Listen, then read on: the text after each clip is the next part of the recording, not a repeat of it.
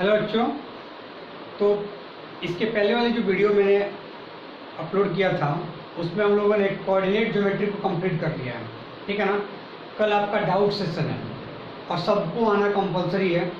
आपको शशि सर बता देंगे कौन कौन से ग्रुप में कौन कौन बच्चे आएंगे, कब कब आएंगे। मैं वहाँ इंस्टीट्यूट पे अवेलेबल रहूँगा।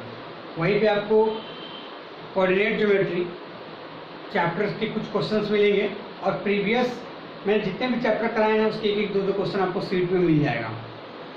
आज मैं एक नया टॉपिक चालू करने जा रहा हूँ, हाइट एंड डिस्टेंस। बहुत ध्यान से इस वीडियो को देखिएगा। डाउट मैं बार बार बोल रहा हूँ, क्वेश्चन में कहाँ डाउट आ रहा है ये आपको नोट डाउन करना होगा, क्योंकि अगर आप वीडियो देख रहे हो डाउट पूछने आओगे और जब आप डाउट पूछने वहाँ आओगे तो आप भूल जाओगे कि मेरे को पूछना क्या है एक्चुअली, ठीक है ना। तो उस चीज़ को नोट डाउन करिए।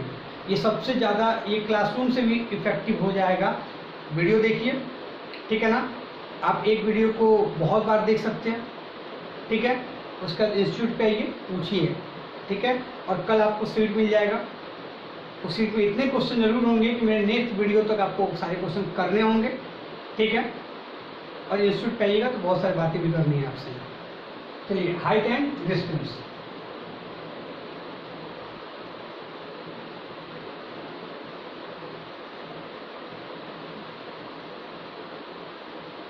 इसमें भी जो सिलेबस रिड्यूस हुआ है बाबू, तो इस एक्सरसाइज मतलब ये जो हाइट एंड डिस्टेंस है इसके भी बहुत सारे क्वेश्चंस को वो मैंने देखा है सिलेबस। उसमें क्या कह रहा है कि एकदम बेसिक पढ़ना है हाइट एंड डिस्टेंस का। मतलब आपको 3 एंगल ही पढ़ने हैं इसमें, 30 डिग्री, 60 डिग्री और 45 डिग्री, ठीक है ना। ये एंगल पढ़ने हैं और जो कॉन्सेप्ट पढ़ना है उसमें एक ही राइट एंगल ट्रायंगल होगा। अब ये मैं क्या बोल रहा हूँ, जब मैं क्वेश्चन को समझाऊंगा ना तो आपको पूरी बातें समझ में आएंगी। चलिए स्टार्ट करते हैं लोग। और इस चैप्टर का इंपॉर्टेंस कहाँ है, जैसे ब्रिज वगैरह बनते हैं, है ना, या कोई भी कंस्ट्रक्शन होता है तो हम लोग हाइट एंड डिस्टेंस का इस्तेमाल कर लेते हैं। कितने हाइट से ले जाना है, क्या ले जाना है, वो सारा चीज़ हाइट एंड डिस्टेंस पे। ये मेंसुरेशन का एक टॉपिक है, क्लियर है। तो चलिए मैं बता रहा हूं कि हाइट एंड डिस्टेंस में ट्रायंगल का रोल होगा, और वो भी कौन से ट्रायंगल का, तो राइट एंगल ट्रायंगल का, ठीक है ना। राइट एंगल ट्रायंगल आप सब जानते हो कि क्या होता है राइट एंगल ट्रायंगल, ठीक है।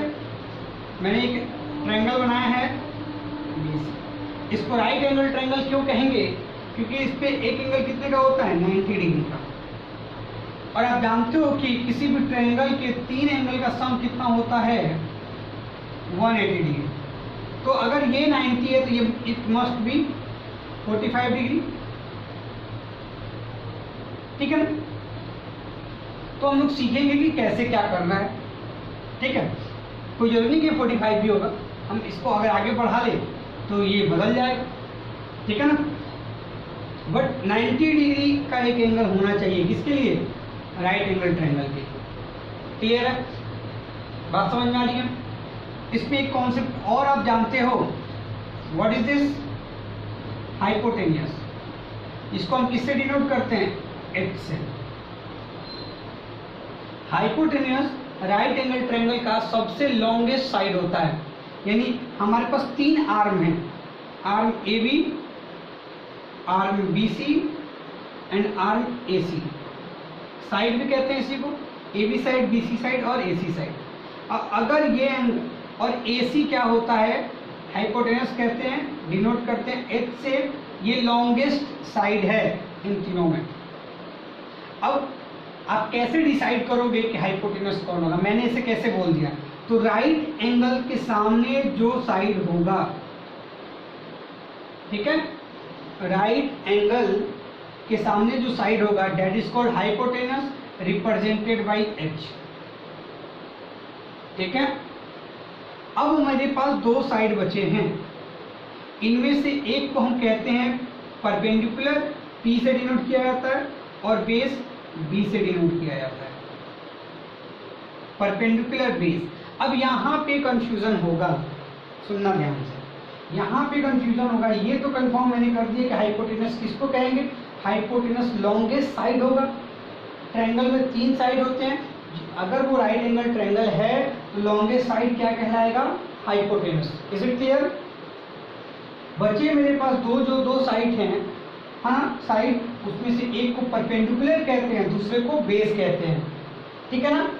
तो अब याद रखना, मैं किसको परपेंडिकुलर किसको बेस, मैं इसको भी बेस कह सकता हूँ और मैं इसको भी परपेंडिकुलर कह सकता हूँ।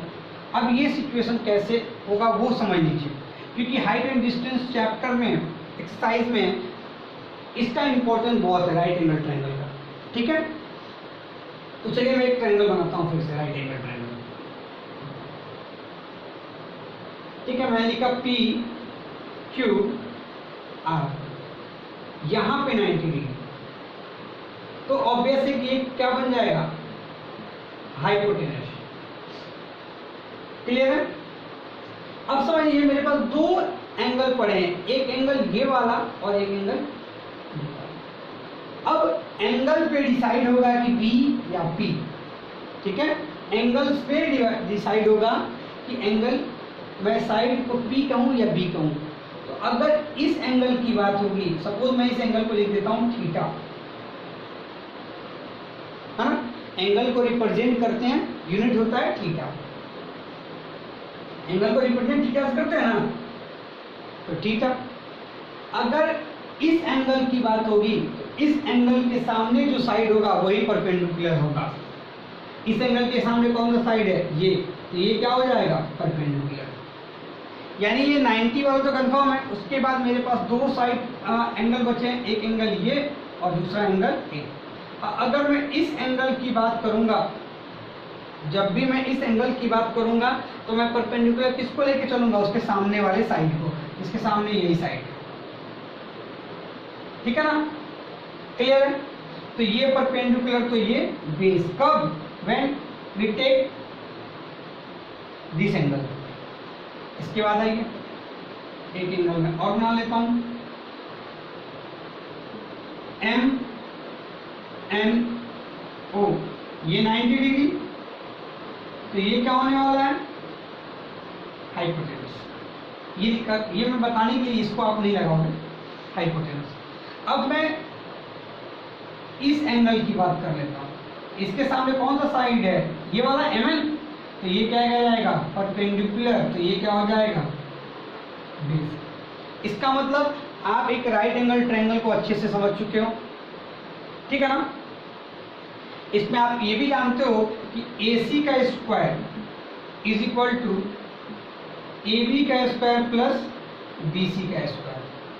AC का square is equal to AB का स्क्वायर प्लस BC का स्क्वायर, ठीक है ना। ये हम लोग पढ़ेंगे। AC ये होता है राइट एंगल ट्रायंगल का, ये रूल फॉलो होता है, ठीक है ना। मगर हम इसको बहुत कम, इसको यूज ही नहीं कर पाएंगे। इसमें हमको जो यूज करना है वो देख लो, ठीक है ना।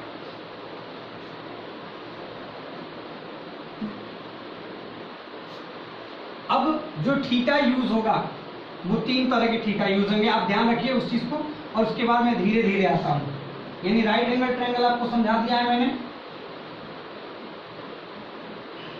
और ट्रिग्नोमेट्री में हम बेसिक सब कुछ पढ़ेंगे। अभी बस मैं हाइट एंड डिस्टेंस में जो रिक्वायरमेंट है उसको समझेंगे, है ना।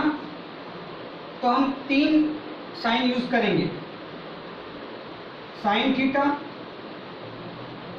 कॉस थीटा और tan theta. Sine theta, cos theta, tan theta, ठीक है ना। साइन का जो इनवर्स होता है वो होता है कॉसेक, कॉसेक थीटा। इसका इनवर्स होता है सेक थीटा और इसका इनवर्स होता है 1/cot थीटा। मतलब मैं कहना क्या चाह रहा हूं वो समझिएगा, याद रखिएगा। एक चीज ये भी काम आएगा, ठीक है ना। साइन थीटा, इसका इनवर्स क्या होगा, cos theta, sorry cosec theta कहेंगे उसको ना। कॉस थीटा का इनवर्स क्या होगा, सेक थीटा, और टेन थीटा का इनवर्स क्या होगा, cot theta. Sine, cosec, cos, sec, tan, cot, यानी अगर कहीं हमको कोसेक थीटा गिवन हो, समझ लेना, और हमको साइन की जरूरत है, तो मैं क्या लिख सकता हूँ इसको 1/sin थीटा। और अगर हमारे पास साइन थीटा गिवन है, अच्छा सपोज करो कि हमारे पास ये गिवन है और हमको कोसेक चाहिए, तो क्या मैं इसको इस पे नहीं बदल सकता? क्या बदल सकता हूँ ना? तो सिमिलरली इनको भी, साइन का इनवर्स कोसेक और कोसेक का इनवर्स साइन, कॉस का इनवर्स सेक, टेन का इनवर्स कॉट, ठीक है ना। अब राइट एंगल ट्रायंगल में हम इसको कैसे रिलेट करेंगे? तो देखिए, अगर साइन थीटा की बात होगी,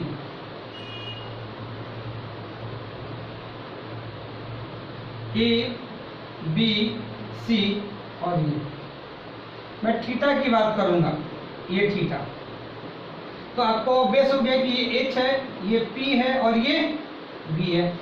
जब मैंने थीटा ये लिया तो ये हाइपोटेनस, ये परपेंडिकुलर और ये बेस। अब समझना रिलेशन कि मैं साइन के साथ थीटा इस्तेमाल करता हूँ, साइन थीटा का इस्तेमाल करूंगा, ये समझेंगे साइन होता क्या है, ठीक है ना। अभी ये समझो कि साइन थीटा है ना, तो साइन थीटा होता है p/h, कॉस थीटा लिखना होगा तो b/h, और टेन थीटा लिखना होगा तो लिखेंगे p/b। यानी जब भी साइन थीटा की बात होगी तो हम p/h, कॉस थीटा की बात होगी b/h, टेन थीटा की बात होगी p/b। अब साइन थीटा p ये, b/h ये, कॉस थीटा b की वैल्यू कहाँ से लाओगे? यहाँ से, h की वैल्यू यहाँ से। तो ये याद रखना है कि साइन थीटा। अब समझो कि मैंने अभी बताया ना कि साइन का इनवर्स क्या होता है? कोसेक। साइन का इनवर्स क्या होता है? कोसेक। तो इसका इनवर्स करना चाहोगे तो मैं लिख सकता हूँ cosec theta is equal to h/p, उलट दिया इसको, ठीक है, इनवर्स कर दिया, रिवर्स कर दिया ना। इसी तरह कोसेक का क्या होता है? सेक थीटा, सेक थीटा क्या होगा? h/b, और टेन थीटा का क्या होगा?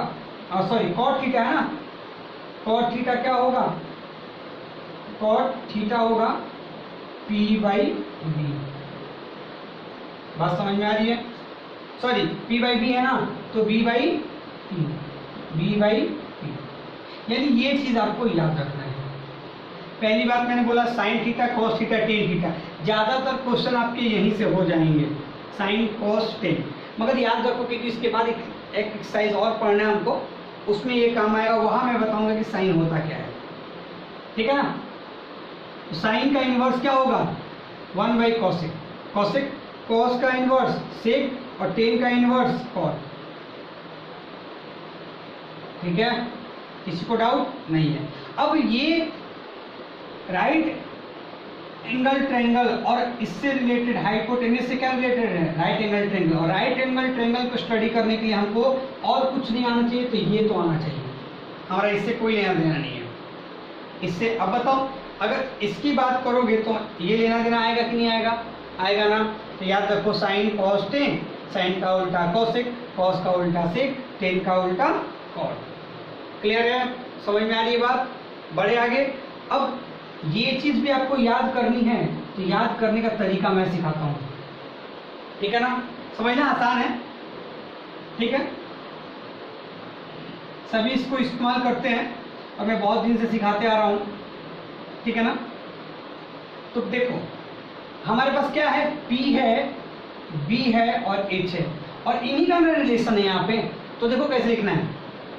पंडित बद्री प्रसाद, पंडित बद्री प्रसाद, H आ रहा है इसलिए,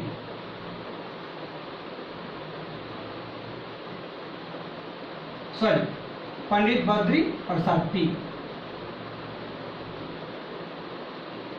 हर बोले, पंडित बद्री प्रसाद हर बोले, या ऐसे बोल सकते हो। एक और भी बनाया गया है, पाकिस्तान भूखा प्यासा, पाकिस्तान भूखा प्यासा, हिंदुस्तान हरा भरा। मगर उससे अच्छा यही है, पंडित बद्री प्रसाद हर हर बोले, पंडित बद्री प्रसाद हर हर बोले, सोना चांदी तौले। पंडित बद्री प्रसाद हर हर बोले, सोना चांदी तौले। अब देखो एस का मतलब क्या है, साइन थीटा, सी का मतलब क्या है, कॉस थीटा, और टी का मतलब क्या है, टेन थीटा, है ना। तो sine P by H, cos B by H, और टेन पी बाई बी, है ना। तो पंडित बद्री प्रसाद हर हर बोले, ऐसे लिख लो ना, याद हो जाएगा। पंडित बद्री प्रसाद ऐसा लगा लो, हर हर बोले, सोना चांदी तौले। इसका मतलब सोने का मतलब साइन से है, चांदी का मतलब कॉस से है, और तौले का मतलब टेन से है, ठीक है ना। तो ये भी याद करने की जरूरत नहीं पड़ेगी आपको। और इसी का इनवर्स क्या होता है, कॉसेक, यहाँ लिख लो कॉसेक, यहाँ लिख लो कॉसेक थीटा, यहाँ पे सेक थीटा, और यहाँ पे कॉट थीटा। उल्टा देखो, cosec H by P, cosec H by P, sec H by B, cot B by P. देखो तो याद हो गया ना। तो कुछ भी याद करने की जरूरत आपको, मतलब ज्यादा जो मैं बता रहा हूँ उसको ध्यान रखो और प्रैक्टिस करो। सपोज करो कि मैं एक दो बार आपको बता दूं और आप प्रैक्टिस नहीं करोगे तो फिर तो डिफिकल्ट है। मैंने बोला है कि मैथ्स मैं पढ़ा रहा हूँ, आप बस पढ़ते जाओ, जितना टास्क दे रहा हूँ करते जाओ, और देखो कि कैसे आपको 95 से नीचे आता है। मैं 90 तक तो बोल सकता हूँ, क्योंकि 90 के बाद से ना आपका मेहनत और ज़्यादा होना चाहिए। यानी आप एट अ टाइम क्वेश्चन को कैसे डील करते हो ये डिपेंड करेगा। बट मैं ये बोल रहा हूँ कि मेरी बातें सुन के आप 90 तक तो चले ही जाओगे, ठीक है। तो मैंने हाइट एंड डिस्टेंस आपको पढ़ा रहा हूँ, मैंने बता दिया कि पी एच और बी कैसे। मैंने बोला कि जब भी थीटा के सामने वाला एंगल ही पी कहलाएगा, 90 के सामने वाला एच कहलाएगा, जो बच गया वो बी होगा। अगर मैं थीटा इसको ले लूंगा तो मेरा पी क्या हो जाएगा, ये, और जो बच गया वो क्या होगा, बी, क्योंकि एच तो हमारा डिसाइड रहेगा 90 के सामने। Is it clear? क्लियर है। फिर मैंने बोला कि आपको ये याद रखना है, sine theta cos theta tan theta, sine theta cos theta tan theta, ठीक है ना। याद करने के लिए कि ट्रायंगल से इसका रिलेशन कैसे होगा, तो P by H, B by H और पी बाई बी, ये रिलेशन होगा। याद करने का भी तरीका सिखा दिया। पंडित बद्री प्रसाद हर हर बोले, सोना चांदी तौले। कॉसेक सेक का इनवर्स कॉसेक, कॉस का इनवर्स सेक, और टेन का इनवर्स कॉट। तो इसको भी इनवर्स देख लो, H by P, H by B और बी बाई पी। क्लियर है? सबसे इंपॉर्टेंट टास्क खत्म, इतनी बात। अब इसके बाद हमको एंगल्स में डील करना है, जो सबसे इंपॉर्टेंट है ना। तभी तो थीटा की वैल्यू लिख पाओगे। तो हम लोग थीटा की वैल्यू से डील करेंगे, है ना। चलिए,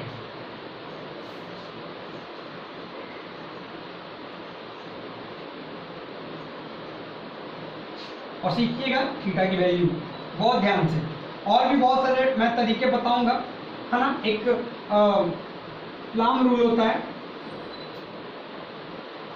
ठीक है ना, उसके अकॉर्डिंग हम निकालते हैं कि साइन थीटा कैसे निकलेगा, है ना।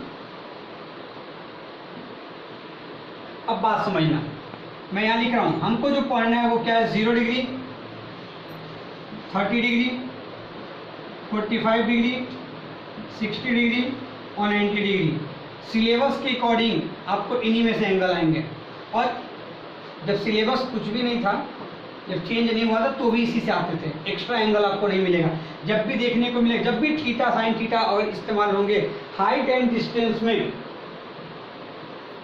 1 2 3 4 5, ये 5 एंगल छोड़ के कुछ भी नहीं पूछेगा। और उसमें तो ये एंगल पूछेगा ही नहीं, 0 डिग्री। क्लियर है? 30 45 60 90। अभी आपको मैंने कुछ बता दिया है साइन, तो लिखेंगे हम यहाँ पे साइन थीटा, यानी साइन और थीटा की वैल्यू यहाँ थीटा, तो साइन थीटा की जगह पे क्या रखते हैं, 0। इसी तरह कॉस और इसकी तरफ टेन। अगर साइन थीटा की वैल्यू 0 रखें तो देखो कैसे करेंगे इसको। सबसे पहले यहां से काउंट करना, कि 0 से काउंट करेंगे ना। 0 मैं लिखने का सिखा रहा हूं, 0 1 2 3 4। सबसे पहले क्या किया, 0 को मैंने 0 लिखा, उसके बाद 1 2 3 4 तक लिखा।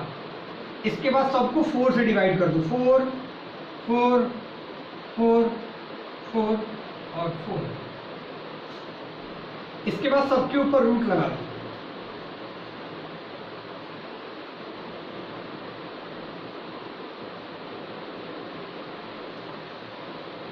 सही है। सबसे पहले मैंने क्या किया, जो डिग्री थी 0 degree 30 degree 45 degree 60 degree 90 degree, मैंने 0 को क्या दिया 0, 30 को 1, 45 को 2, ऐसे 0 1 2 3 नंबरिंग कर दी 4 तक। सारे नंबर्स को मैंने 4 से डिवाइड कर दिए। सबसे पहले सारे नंबर को किससे डिवाइड कर दिए, 4 से डिवाइड कर दिए। और जो मेरे को फ्रैक्शन मिला 0.4 1.4 सॉरी 0/4 1/4 2/4 3/4 4/4 ये फ्रैक्शन मिला ना, इसको मैंने रूट के अंदर डाल दिया। अब बताओ ये रूट से निकलेगा ना, मगर ये 0 में 4 से डिवाइड करोगे क्या मिलेगा, अभी इसको कॉस की वैल्यू नहीं लिख रहा मैं, क्या निकलेगा 0। इसको रूट से बाहर निकालोगे तो क्या, ऊपर 1 का 1 और ये रूट के बाहर निकल के आएगा 2। सही है। ये 2 रूट से बाहर नहीं आ पाएगा तो मैंने लिखा 2, मगर ये 4 तो रूट से बाहर आएगा, कैसे, तो 2। या इससे अच्छा इसको ऐसे निकालने से पहले कट कर दो 1/2। तो 1 को तो मैं रूट से बाहर निकाल सकता हूँ ना, बट ये 2 निकलेगा रूट से बाहर, क्या नहीं ना, ये क्या हो जाएगा √2। ठीक है। यहाँ पे मैं इस 3 को बाहर नहीं निकाल पाऊंगा तो √3/4 2, ये कैंसिल हो गया, ये रूट से बाहर आ गया 1। समझ में आ रहा है। सबसे पहले मैंने क्या किया कि ना थीटा की वैल्यू लिखी 0 degree 30 degree 45 degree 60 degree 90 degree. उसके बाद उन जो डिग्री था मेरे पास, जो थीटा की वैल्यू थी, उसको मैंने नंबरिंग दिया 0 1 2 3 4 0 1 2 3 4 0 1 2 3 4। सही है। और जो नंबरिंग की है ना मैंने, उसको मैंने 4 से डिवाइड कर दिया, 4 4 4 4 4 डिवाइड कर दिया। तो उसके बाद हमको फ्रैक्शन मिल गया 0/4 1/4 2/4 3/4। उसको मैंने सिंप्लीफाई कर लिया अपने अकॉर्डिंग और रूट से बाहर निकाल लिया। तो साइन थीटा, यानी जब अब मैं बात कर रहा हूँ साइन की, ये ऐसे करने से किसकी वैल्यू निकलेगी, साइन थीटा की। यानी साइन थीटा की जगह 0 डिग्री रखोगे, थीटा की जगह क्या रखोगे 0 डिग्री, तो वैल्यू क्या होगी 1। यानी साइन 0 डिग्री की वैल्यू क्या होती है 0। साइन 0 डिग्री की वैल्यू 0। ठीक है। उसी तरह मैं कहूँ कि साइन 30 डिग्री की वैल्यू बताओ, तो साइन थीटा की जगह क्या रखना 30, तो क्या होगा 1/2। साइन 45 की वैल्यू बताओ, तो थीटा की जगह 45 ये रहा, क्या होगी वैल्यू 1/√2। साइन 60 की वैल्यू बताओ तो √3/2। साइन 90 की वैल्यू बताओ तो 1।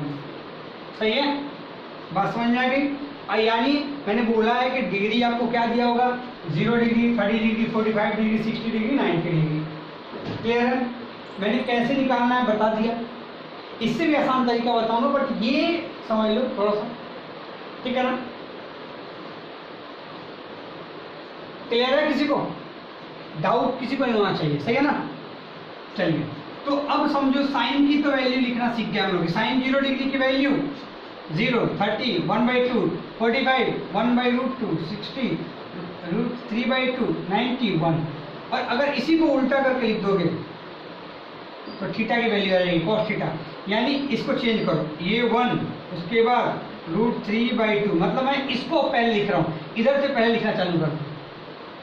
इसको उठा के मैंने यहाँ लिखा cos थीटा की 0 डिग्री की वैल्यू 1, cos 30 की वैल्यू √3/2, और ये तो बीच में आएगा तो 1/√2। यानी cos 45 और sin 45 की वैल्यू क्या होती है 1/√2, उसके बाद 1/2 और उसके बाद 0। अब बताओ कोई प्रॉब्लम है। आपको क्या याद हो गया, साइन थीटा याद हो गया, आपको क्या याद हो गया cos थीटा, ठीक है ना। साइन थीटा याद हो गया, cos थीटा आपको याद हो गया। अब बारी है टेन थीटा की। किसकी बारी है, टेन थीटा की। तो समझना, इस टेन थीटा की वैल्यू होती है sine theta upon cos theta. Tan theta की वैल्यू क्या होती है? Sine theta upon cos theta. Sine की वैल्यू आपको पता है, कॉस की वैल्यू भी आपको पता होगी, तो थीटा की वैल्यू निकलेगी कि नहीं निकलेगी? सही है ना? यानी अगर मैं बोलूं कि टेन 0 डिग्री, तो साइन 0 डिग्री बताओ कितना होता है? 0 और 1, यानी टेन 0 डिग्री की वैल्यू क्या हो जाएगी? 0। समझ में आ रहा है? उसी तरह मैं बोलूं कि टेन 30 डिग्री की वैल्यू बताओ, तो साइन 30 की वैल्यू बताओ कितना होता है? 1/√2, तो 1/√2 अपॉन कॉस 30 की वैल्यू बताओ, √3/2, √3/2 कैंसिल हो जाएगा क्या? 1/√3। सही है? किसी को डाउट? यानी मैंने आपको क्या सिखा दिया कि साइन थीटा के जो वैल्यूज आपको पढ़नी है, जो थीटा की वैल्यूज पढ़नी है, उसकी जो थीटा पढ़ना है उसकी वैल्यूज आपको निकालने आ गई है। क्लियर है? इतनी बात समझ में आ गई? चलिए आगे बढ़ जाए।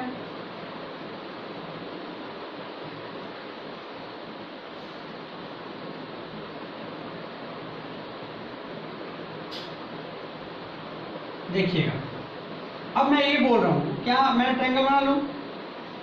राइट एंगल ट्रायंगल, ये ए है, ये बी और ये सी, यहाँ पे 90 डिग्री। वो बताएगा कि किस एंगल, किस वर्टेक्स पे 90 डिग्री है। ठीक है ना?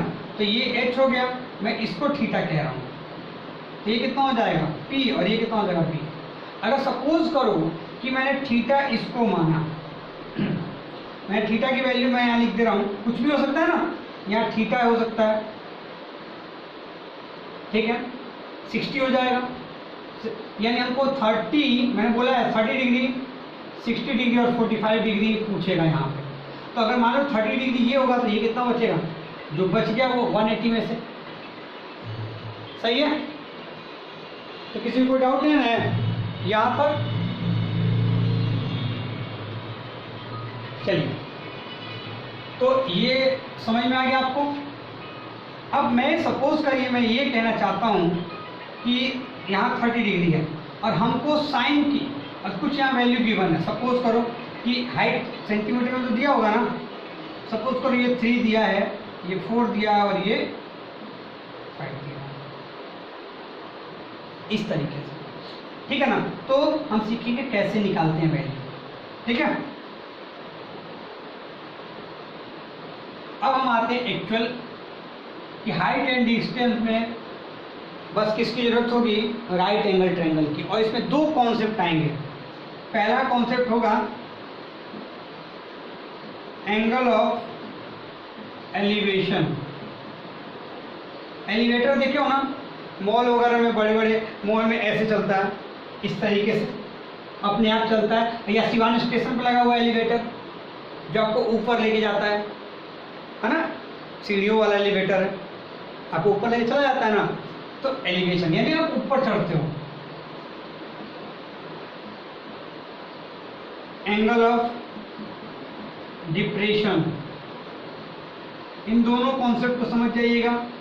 ये आखिरी कॉन्सेप्ट है, इसके बाद हमारे एक्सरसाइज के मैं क्वेश्चंस आपको इन सब के अकॉर्डिंग बताऊंगा।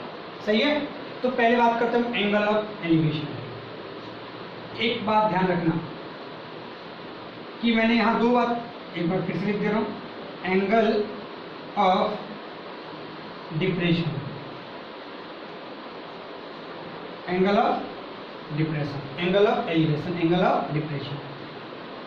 ये एंगल ऑफ एलिवेशन ना बहुत समझना ध्यान से, बच्चों को ज़्यादा कंफ्यूजन होता है, उससे मैं बाहर निकाल रहा हूँ। एंगल ऑफ एलिवेशन हमेशा राइट एंगल ट्रायंगल के अंदर होगा।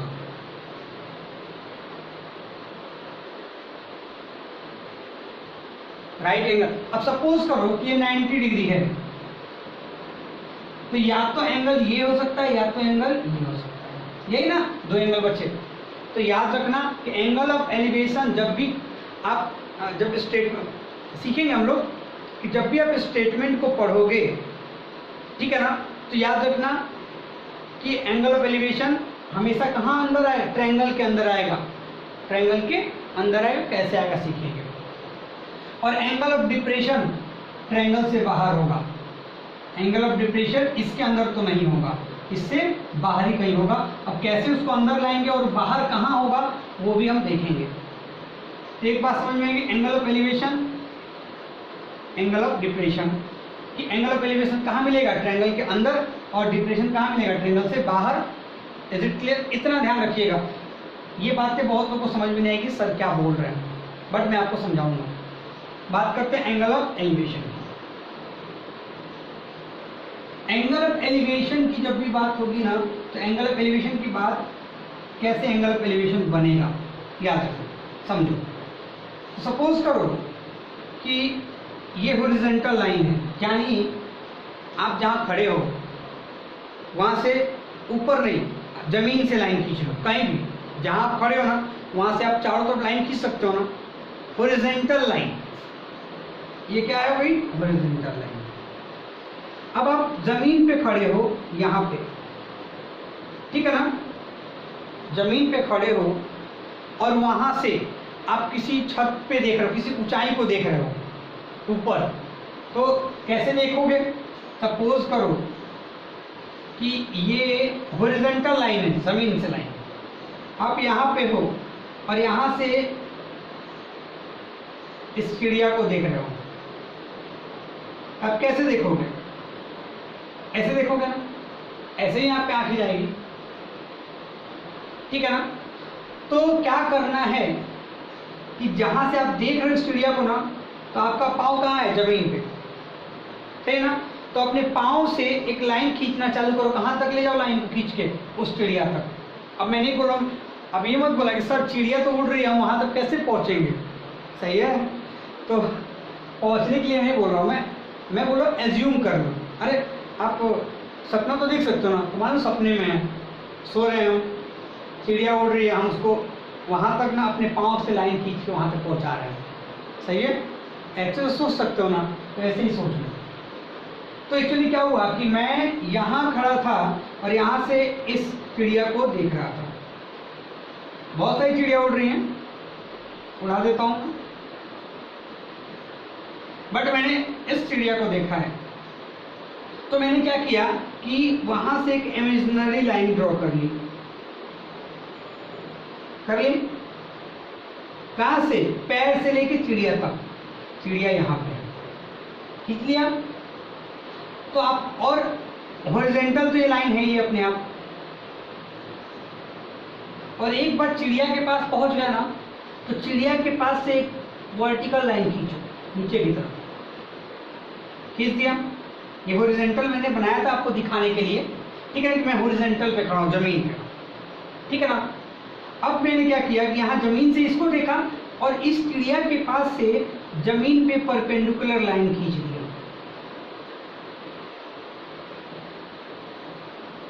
क्या खींच रहा हूँ? परपेंडिकुलर लाइन, ठीक है ना। और फिर क्या करना है कि ये भी जमीन पे कहीं मिलेगा, जिस पॉइंट पे मिल रहा है ये पॉइंट, इन दोनों को मिला दो, मिला दिए। देखो किसका फॉर्मेशन हो गया, ट्रायंगल का, सही है ना। और ये मैंने क्या बोला, परपेंडिकुलर लाइन ड्रॉ किया, तो ये कितने डिग्री का हो जाएगा, 90 डिग्री का। मैं कहाँ था, यहाँ था, यहाँ से किसको देख रहा था, चिड़िया को। एक्चुअली एंगल मेरे ये होगा, और इसी एंगल को क्या कहते हैं, angle of elevation, angle of elevation. यानी आप अगर हॉरिजॉन्टल से, जमीन से किसी ऊंचाई की चीज को देखते हो, तो उस ऑब्जेक्ट और आपके पैर के बीच में जो एंगल बनता है, एक तो लाइन मैंने खींच लिया ना, ऐसे नॉर्मल तो हम जैसे 60 डिग्री का एंगल बनाना होता है तो आप एक स्ट्रेट लाइन खींचते हो, तब ना इस एंगल को ड्रॉ करते हो। तो मैंने अपने लिए एक स्ट्रेट लाइन खींच लिया, और नहीं खींचना है कोई बात नहीं, मैंने बोला कि जहां से आप देख रहे हो वहां से खींच लिया, और इस चिड़िया के पास एक परपेंडिकुलर लाइन खींचो, कहाँ पे, जमीन, आप तो जमीन पे ही हो, और फिर आप जहाँ हो और वो जो पॉइंट जहाँ पे आया है उनको मिला दो, मिला दिया, तो ये एंगल बन गया, और that angle is called angle of elevation. यानी जब भी आप नीचे से ऊपर किसी ऑब्जेक्ट को देखोगे, तो जो एंगल बनेगा आपके पैर और उसके बीच में, ऐसे ही बनेगा ना, ये हॉरिजॉन्टल लाइन हो गया, और ये आप ऐसे देख रहे हो उसको, जमीन से मैं बात कर रहा हूँ, सही है ना। तो आपको करना कुछ नहीं है, आप जहाँ खड़े हो, ऐसे में खड़ा हो गया, तो यहाँ से जमीन पे एक सीधी लाइन खींच लो, जैसे मैं यहाँ खड़ा था तो मैंने क्या किया, यहाँ से जमीन पे सीधी लाइन खींच ली आगे की तरफ, और फिर मैं किसको देख रहा हूँ, चिड़िया को। तो यहाँ से मैंने चिड़िया और फिर दोनों लाइन को मिला दिया। सही है, तो ये एंगल अंदर बन गया। देखो तो मैंने बोला था ना कि एंगल ऑफ एलिवेशन कहाँ बनता है, ट्रायंगल के अंदर बन गया। ये आपको जब आप डायग्राम इस चैप्टर में जिसको डायग्राम ड्रॉ करने आ गया, इस चैप्टर में जिसको डायग्राम ड्रॉ करने आ गया उसको पूरा चैप्टर समझ में आ गया। उसके लिए कैलकुलेशन बहुत इजी है। ये एंगल ऑफ एलिवेशन, बात समझ में आ गई? किसी को डाउट? एक बार मैं फिर से बोल देता हूँ मैंने क्या बोला, है ना। मैंने ये बोला कि यहाँ पे चिड़िया उड़ रही है, आप ग्राउंड पे हो यहाँ पे, ठीक है ना। यहाँ से अपने पैर आप तो थोड़ा लंबे हो गए ना, तो आपको लंबाई की बात नहीं करनी है अपनी, ठीक है। यहाँ से अपने पैर से उस चिड़िया को के पास एक लाइन खींच लेना है। खींच लिया मैंने, चिड़िया के पास से एक परपेंडिकुलर लाइन जमीन पे ड्रॉ करना है और फिर इससे इसको मिला देना है। मिला दिया और मिलान दिया तो एक ट्रायंगल बन गया ना, बना कि नहीं बना? नाम दे दो ABC, दे दिया ना। तो ये वाला जो एंगल बना है ये तो 90 होगा, ये वाला एंगल क्या कहलाएगा, एंगल ऑफ एलिवेशन। क्या कहलाएगा, एंगल ऑफ एलिवेशन। किसी को डाउट नहीं? चलिए, तो मैं एंगल ऑफ एलिवेशन आपको समझा पाया हूँ। यानी जब भी आप नीचे से हॉरिजॉन्टल से जमीन से किसी चीज़ को ऊपर देखो या कहीं से भी आप अगर किसी हाइट पे भी खड़े हो और वहां से अगर उससे भी ऊंची किसी चीज़ को देख रहे हो तो क्या बनेगा, एंगल ऑफ एलिवेशन ही बनेगा। मैं कोई जरूरी नहीं है कि जमीन पे हो सकता है आप अपनी छत पे हो, आप पहली मंजिल पे हो और किसी दूसरे घर के तीसरी मंजिल पे देख रहे हो, आप नीचे हो गए ना और वो कहाँ हो गया, ऊपर। तो आपसे जो एंगल बनेगा वो क्या बनेगा, एंगल ऑफ एलिवेशन। अब हम बात कर रहे हैं एंगल ऑफ डिप्रेशन की। एंगल ऑफ डिप्रेशन, मैं एक बार देख लूं कि वीडियो आ भी रहा है कि नहीं। ठीक है, एंगल ऑफ डिप्रेशन में आओगे तो अब देखो, इस बार मैं चेंज कर देता हूं। इस बार ये चिड़िया उड़ रही हैं, इनको जमीन पे खाना दिखाई पड़ा बहुत सारा, ठीक है ना। अब ये चिड़िया क्या करेगी, इस खाने को देखेगी, इस तक पहुंचेगी ना, तो पहुंचने के लिए उसने ऐसे एक लाइन, पहले उसने अपने एंगल बना लिया। सही है। और साथ में एक बात ध्यान रखना, ये ठीक है। इसके बाद चिड़िया इधर आएगी और चिड़िया के पास से एक लाइन नीचे की तरफ ड्रॉ कर लिया, ठीक है। चिड़िया, अब चिड़िया ने पहले खाना देखा, एक लाइन खींच लिया, परपेंडिकुलर लाइन ड्रॉ कर लिया नीचे की तरफ और फिर इन दोनों लाइन को मिला दिया। आप अब देखना कैसे, उस बात समझना। इस बार ये जो लाइन ये देख रहा है ना, इसके सामने भी तो एक लाइन खींचो। ये जब उड़ के इधर से आ रहा होगा, उड़ के आ रहा होगा, है ना, तो अपने सामने एक लाइन खींचेगा। मैंने बोला था ना कि आप जैसे भी जाओ, मैं ऐसे देख रहा हूँ नीचे की तरफ, तो मैं सामने भी तो देख रहा हूँ। तो पहले मैंने सामने देखा और उसके बाद मैंने नीचे देखा, तो ये जो एंगल बना, यानी ये जो चिड़िया है ये ऐसे उड़ रही थी ना, ये ऐसे उड़ के जा रही थी। मैं बोल रहा हूँ कि चिड़िया किधर जा रही थी, इस तरीके से उसको। अच्छा, और अगर खाना नहीं मिलता तो आगे बढ़ती, तो मैंने उसके लिए उनका रास्ता ये बना दिया कि वो ऐसे उड़ रही है, इस रास्ते पे जाती है, ये उनका रास्ता है, डॉट डॉट डॉट। बट अचानक से उनको खाना यहाँ दिखाई पड़ दिया, तो वो सीधे कहाँ, यहाँ से उन्होंने खाना देखा, तो एंगल क्या बनेगा, ये सही है। और इसको क्या कहेंगे, एंगल ऑफ डिप्रेशन। इसको क्या कहेंगे, एंगल ऑफ डिप्रेशन। सही है, बात समझ में आ रही है।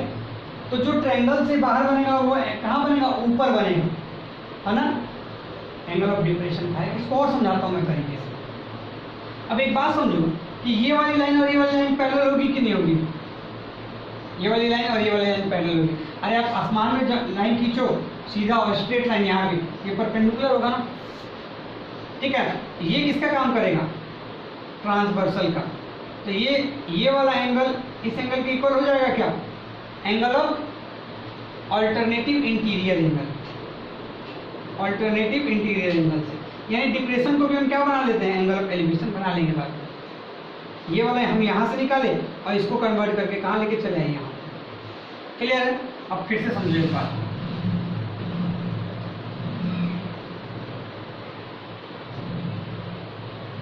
ये मेरा घर है, मान लिया मैं यहाँ पे खड़ा हूँ, ठीक है ना। मैंने जमीन पे किसी चीज को देखा तो मैं ऐसे देखूंगा, देख लिया ना।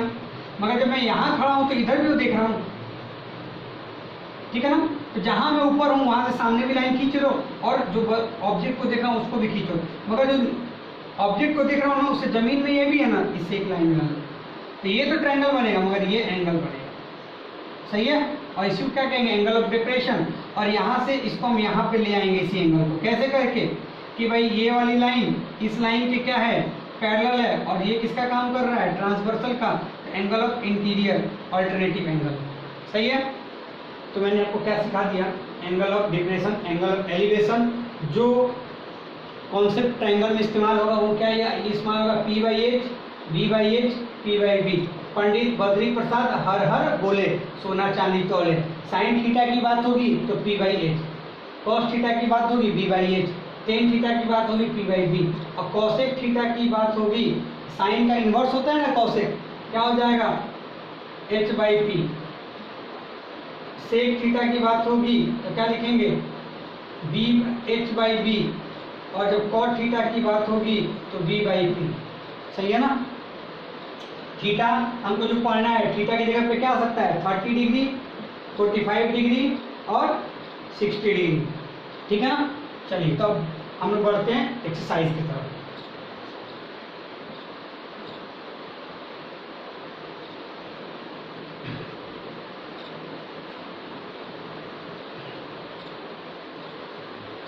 अब बहुत ईमानदारी से पढ़िए। देखिए अब आपको वीडियो लंबा लंबा मिल रहा है और 1 से 2 वीडियो में चैप्टर्स आपके क्लोज हो जा रहे हैं ना, यानी। और क्योंकि वीक में मेरे 2 ही क्लास है ना, और वैसे भी हम लोग क्लास में 1 से 2 क्वेश्चन ही कर पाते हैं, ठीक है ना, 45 मिनट का। तो यहाँ पे अब आपको लंबा क्लास मिल रहा है क्योंकि वीक में 2 क्लास है। सिलेबस आपका बहुत आसानी से खत्म हो जाएगा। कैसे? अगर मैं 45-45 मिनट के 4 क्लास बना रहा हूँ और आपको 1.5 घंटे के 2 क्लास दे दे रहा हूँ, बात हुई होगी 4 क्लास की इक्वल टू। मगर मैं आधे 1 घंटे की क्लास में कुछ आपसे बातें भी करता हूँ, ठीक है ना। मगर ये जो ऑफलाइन होता है, मगर ऑनलाइन में मैं आपसे बातें नहीं कर रहा, मैं सीधे कॉन्सेप्ट पढ़ा रहा हूँ, ठीक है ना। यानी जो बात करने, चाहे ऐसे भी नॉर्मल लोग कुछ थोड़ा बहुत बात कर लेते हैं इधर उधर का, चाहे क्लास से ही बातें कर लेते हैं, क्वेश्चन से ही बात कर ले, यहाँ पे मेरे को डिस्टर्ब करने वाला कोई नहीं है ना। तो मैं एक एक कॉन्सेप्ट को अपने अकॉर्डिंग समझा रहा हूँ, आप वीडियो देख रहे हो, तो ये सिलेबस हमारा जल्दी खत्म हो रहा है, ठीक है। पहला क्वेश्चन लेके आते हैं। एक्सरसाइज है 9.1, ठीक है ना। पहला क्वेश्चन मैं पढ़ रहा हूँ, क्वेश्चन को पढ़ रहा हूँ, आप भी जब इस वीडियो को देखोगे है ना, तो आपको समझ में आएगा। मैं क्वेश्चन देख रहा हूँ, लिखा है a circus artist is climbing a 20 metre long rope. A circus artist is climbing a 20 meter long rope which is tightly attached and tied up from the top of vertical pole। यानी एक तो पहले बात चला हमको कि रूप है कितने मीटर का? रूप है कितना लॉन्ग है? 20 मीटर। 20 मीटर, हाँ जी। इस पे कौन चल रहा है? तो कोई आर्टिस्ट, सर्कस में आर्टिस्ट है काम करने वाला, वो इसके ऊपर चल रहा है।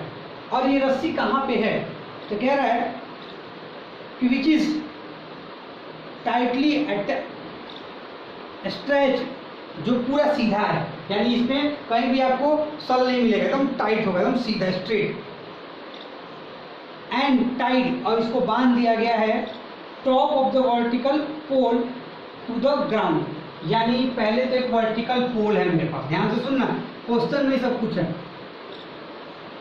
एक पोल है, रूफ कितने का है 20 मीटर का, उसको कहाँ से बांध दिया गया है, तो पोल से, और कहाँ बांध दिया गया है, जमीन पे बांध दिया गया ऐसे, ये जमीन है। तो बताओ ये भी तो जमीन पे ही है ना, और ये भी, इनको मिला दो, मिला दिए। ये कितने, ए बी सी ट्रायंगल का नाम लिख दिया। सबसे पहले तो उसमें लिखा हुआ था कि ये जो 20 मीटर का रूफ है ना, उसको कहाँ बांधा गया है, तो एक खंबा है, पोल है, और उस खंबे के टॉप से, top of the vertical pole बोल रहा है, टॉप, तो ए बी मेरा क्या है, वर्टिकल पोल है, और इसके टॉप, टॉप क्या होगा, ए पे बांध दिया गया, एक छोर ए पे बांध दिया गया, दूसरा छोर ग्राउंड सी पे, पॉइंट सी पे, यानी एसी मेरा क्या है, रोप है। ठीक है, कितने सेंटीमीटर का दिया हुआ है, 20 सेंटीमीटर। अच्छा ये बताओ ये कितने का होगा, ये परपेंडिकुलर, ये पोल तो परपेंडिकुलर ही होता है ना हमेशा, तो ये कितने का होगा, 90। और अगर ये 90 हुआ तो ये क्या हो जाएगा, h। ठीक है, आगे पढ़ते हैं। To the ground, find the height of the pole, हमको क्या निकालना है, पोल की हाइट फाइंड आउट करनी है। If the angle made by the rope with ground, ये रोप जो है ना वो ग्राउंड के साथ, ग्राउंड लेवल इज 30, यानी ये रोप जो है वो ग्राउंड के, इधर तो रोप होगा नहीं ना, रोप इधर ही है ना, ये रस्सी एसी ग्राउंड के साथ कितना एंगल बना रहा है, 30 डिग्री। क्लियर हो गया, मैं फिर से पढ़ दे रहा हूँ, सुन लीजिएगा। A circus artist is climbing और 20 metre long rope which is tightly stretched and tied from the top of vertical pole to the ground. Find the height of the pole if the angle made by the pole, made by the rope with the ground level is 30। Clear है। अब ये question हो गया, हमसे तो पूछा है कि ए बी की हाइट बता दो, ए बी की हाइट क्या मान लूँ, एक्स। तो सबसे पहले कैसे लिखोगे कि let A B is equal to height of pole. A B क्या है, हाइट ऑफ पोल है, ए सी क्या है, रूट है। सही है ना, इतना काम है, आसान हो जाए, इससे ज़्यादा मत लिखो, फिगर ड्रॉ करो उसी के हिसाब से देख के। अब ये नहीं कि लगे पोल बनाने, लगे रस्सी बनाने, ऐसा कुछ नहीं है, बस लाइन खींच दो। ए बी क्या है मेरा, हाइट ऑफ पोल है, ए सी क्या है, रोप है, हाइट, ठीक है ना, लेंथ ऑफ रूप है। अब निकालना हमको क्या है, ए बी है, और हमारे पास तो देखा ना कि थीटा का रिलेशन किससे था, साइड से, एच। अब ये अगर थीटा है तो पी कौन होगा, ये, तो बी कौन होगा,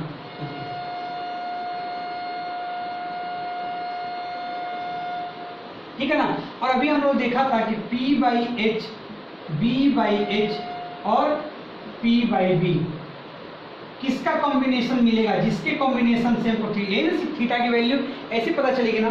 तो देखो, तो यहाँ H है, गिवन है, यहाँ से B निकालेंगे तो कोई फायदा होगा क्या, हमको दो साइड का रिलेशन चाहिए थीटा के साथ, या तो इसका रिलेशन हो जाए, है ना, P बाई बी का, या P बाई एच का रिलेशन हो जाए, P बाई एच का, उसी तरह P बाई बी का। एक्चुअली हमको क्या चाहिए, P चाहिए, और ये तो गिवन ही नहीं है, तो क्या गिवन है, ये इनका रिलेशन क्या दिया हुआ है, या तो P बाई एच, ये रिलेशन दिया है P बाई एच, और P बाई एच को मैंने क्या बोला था, साइन कॉस टेन, ये था ना। यानी मैं लिखूंगा यहाँ पे कि sine theta is equal to P by H. सही है ना, थीटा की वैल्यू भी मैं नहीं रख रहा हूँ, हमको पता चल गया कि हमको ये चाहिए, ये तो गिवन नहीं है, यानी इसका रिलेशन इसके साथ गिवन तो होगा ना कुछ, हमको P चाहिए, इसको H कहेंगे, और P का रिलेशन हम B के साथ भी देख सकते हैं, और P का रिलेशन H के साथ। B गिवन है क्या, नहीं, तो किसके साथ देखेंगे, H के साथ। तो P बाई एच क्या है मेरे पास, साइन थीटा, तो sine theta is equal to, तो लिखेंगे इसको कैसे करेंगे, ये देखिए, इन ट्रायंगल ABC करने का तरीका ये, लेट लिख लिया, फिगर ड्रॉ करके ये लिख लिया, या इसको लिख के फिगर ड्रॉ करो, in triangle ABC sine theta is equal to P by H. Sine theta is equal to P by H.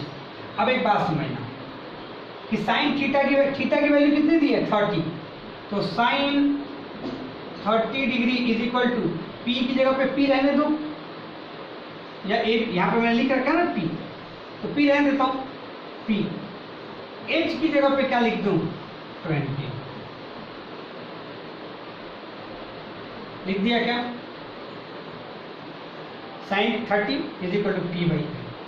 कितना समझ में आया। मैंने बोला कि हमको ए बी की वैल्यू निकालनी है, तो पी का रिलेशन देखो बाकी दो के साथ, तो पी का रिलेशन बी के साथ भी है और पी का रिलेशन एच के साथ भी है, मगर बी गिवन है क्या, नहीं, तो हम रिलेशन किसके साथ देखेंगे, पी और एच। और पी बाई एच क्या होता है, या एच बाई पी भी देख सकते हैं, तो कॉसेक हो जाता, तो पी बाई एच, और पी बाई एच क्या होता है, sine theta, P by H sine theta. मैंने रिलेशन लिख लिया। साइन थीटा की वैल्यू कितनी है 30, मैंने 30 लिख दिया। पी की जगह पी, एच की जगह पे। अब साइन थीटा की वैल्यू अभी आप लोग को निकालने आ चुका था। साइन थीटा की वैल्यू कैसे निकालते हैं, तो कुछ वैल्यू याद रखना होगा आपको, है ना। साइन थीटा की वैल्यू होती है 1/2 is equal to P by. Solve कर सकते हैं क्या इसको, तो P इज इक्वल टू 20/2 होगा कि नहीं, क्या हो जाएगा, P is equal to 10 centimetre. यानी पोल की हाइट कितनी है 10, सॉरी सेंटीमीटर नहीं है, मीटर दिया हुआ है, तो 10 मीटर।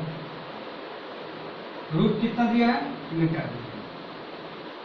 तो पोल की हाइट कितनी है 10 मीटर। ये कितना है 10 मीटर। निकालने आ गया, सही है। अब एक क्वेश्चन और पूछ सकता था कि जो वो रस्सी थी ना ग्राउंड पे जहां पे बांधी हुई है, वो पोल से कितनी दूरी पे है। सुनना, एक तो रस्सी यहां बांधी है और दूसरी कहां बांधी है, ग्राउंड पे। तो ये भी तो क्वेश्चन पूछा जा सकता है ना कि पोल जो है वहां से जो रस्सी बांधी है ग्राउंड पे, वो कितने डिस्टेंस पे है। तो आपको क्या निकालना पड़ता बी। तो आप इसका रिलेशन या तो आप P निकाल के फिर P बाई बी निकाल सकते थे, या B बाई एच, इससे भी निकाल सकते थे। आपके ऊपर डिपेंड है। अगर मान लो कि P नहीं निकालते और सीधे यही पूछ लेता, तो हम क्या रिलेशन लेके चलते, BH। देखेंगे, आते जाएगा, हम करते जाएंगे। ये बात समझ में आई ना। ये क्वेश्चन नंबर फर्स्ट था। कितना आया 10 मीटर। चलिए दूसरे क्वेश्चन की तरफ बढ़ते हैं।